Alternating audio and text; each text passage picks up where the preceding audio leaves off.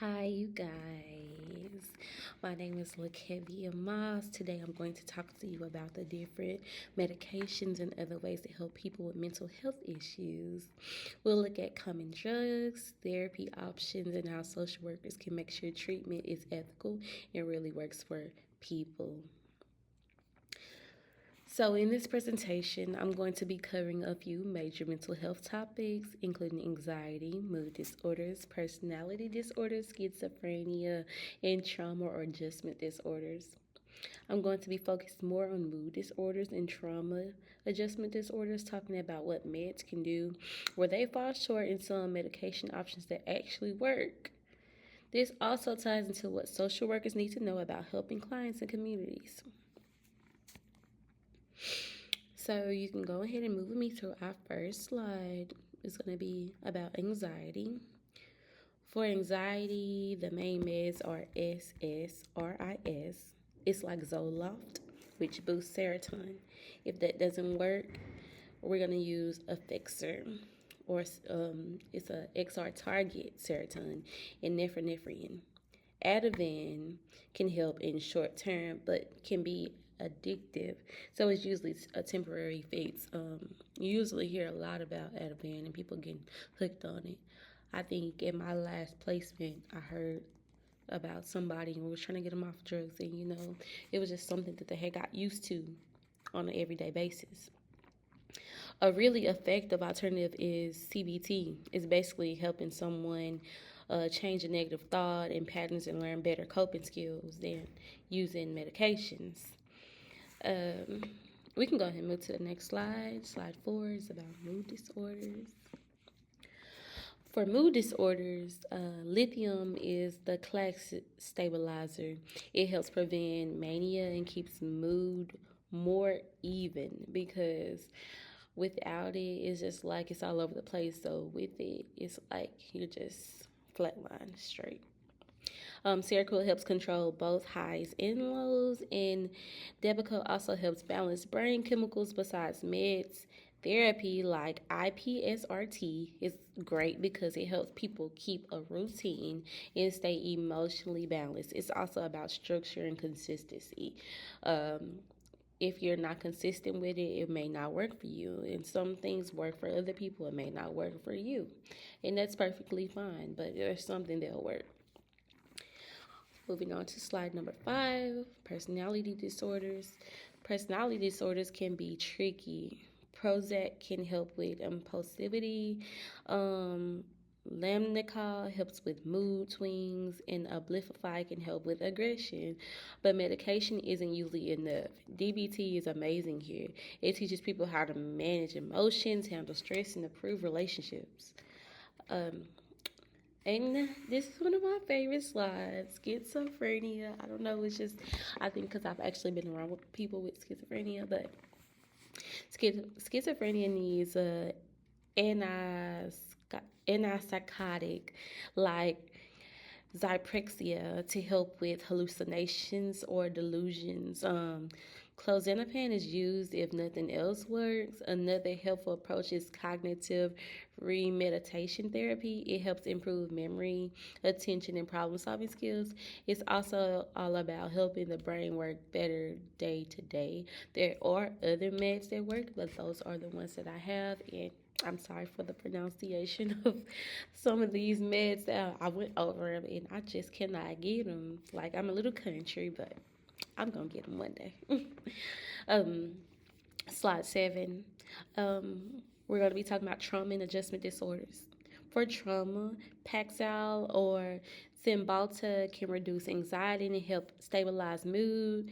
Propranolol can calm physical symptoms like a racing heart or um, like if your mind is just going everywhere, pace to pace, pace to pace. But one of the best non medication treatments is EMDR. It helps people process traumatic memories safely and reduces the emotional impact over time. And I feel like that is just something so amazing. Because a lot of people do have trauma and they don't know they have the trauma. They wonder why they're so angry or why they do things this way. It's because past trauma. And that therapy usually works. Sometimes I ask my counselor to help our students because I'm a teacher with that. Um, NASA ethical responsibilities. We're on slide 8. So we're moving. I think I'm moving a little quickly, and I'm sorry for that. Um, as social workers, we have to make sure it's ethical and fair. That means standing up against over medication, pill mills, and big pharma pushing drugs for profit.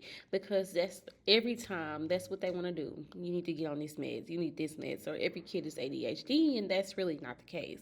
We also have to make sure that clients get access to real help and just meds and support. Communities with trauma informed care.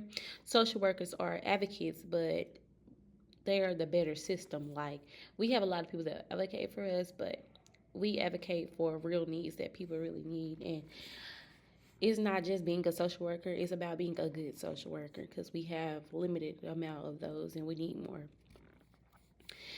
Slide 9, we're going to be talking about limits of medication and mood disorders. Medications can help a lot, but they aren't perfect. They are not perfect, just like what I just said. Let's try to decline the meds a little bit. Some people don't respond, and there can be side effects like weight gaining or feeling sleepy. Plus, meds treat symptoms but don't always fix the root cause, like life stressors or traumas. That's why therapy, lifestyle changes, and support systems are super important alongside meds, and that's what us social workers are here for, to make sure that everybody don't think that just because they're on meds, it's gonna fix the problem. You gotta start within yourself, and we can find some other therapy to do so. Slide 10 is about limits of medication, trauma, and adjustments disorders. For trauma meds can help calm anxiety, but they can't erase the memory or emotional impact. So that trauma will always be there, but we'll find another way to deal with it. Some people feel numb or disconnected on meds alone. Therapy and social support are key here. Meds are just one part of the plan. And for slide 11, alternative treatments. Some alternative treatments work really well for mood disorders. CBT helps get people change negative things and manage stress better. For trauma, EMDR helps clients safely process traumatic events so that they feel less overwhelming. Studies show using these therapy along with meds usually gives the best long-term results. Um, so some of my references that I used, um, I got them from GCU Library, and I did Art Web, and I also asked my school counselor here at the middle school I work with. These are my sources for the presentation, including the DSM-5 NASA Code of Ethics and recent search on CBT, EMDR, and mood disorder treatments. I want to thank you again for listening. I'm happy to answer any questions or chat more about these treatments.